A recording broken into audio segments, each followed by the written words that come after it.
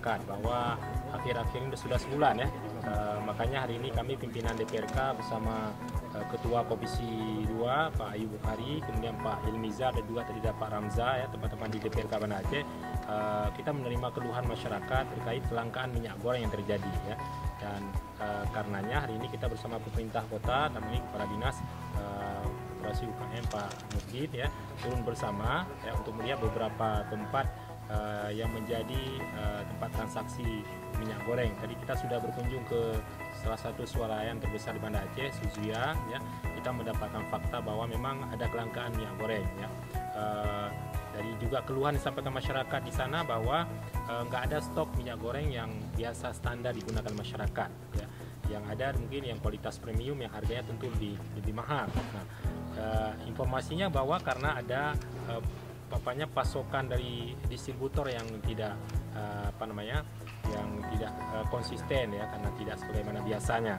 Tambah juga mungkin ada kepanikan warga, panik buying terhadap kondisi sehingga ada yang memborong. Nah, salah satu harapan ini kan pada beberapa usaha retail seperti Indomaret, Alfamart dan beberapa jenis lainnya. Dan kita juga mendapatkan hasil kunjungan penjelasan dari pihak pengelola bahwa pasokan juga sangat terbatas Pak ya.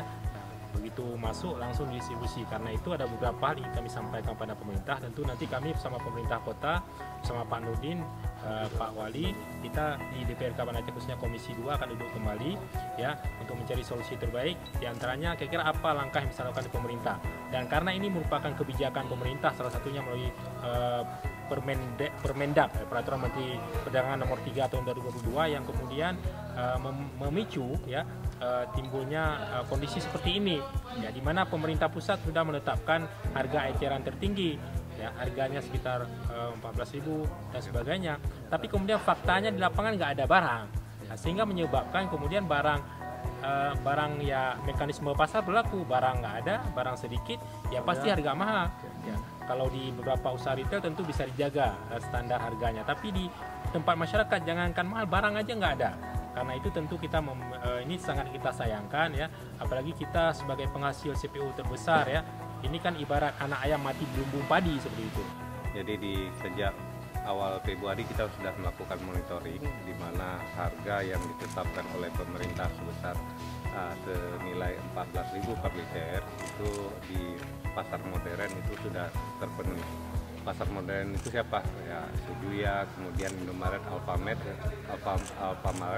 itu sudah terpenuhi. Namun di pasar-pasar tradisional harganya masih tinggi, berkisar antara 19.000 sampai 22.000. Ini kondisi ini diakibatkan karena memang pedagang membeli dengan modal yang lebih tinggi sebelum pemberlakuan.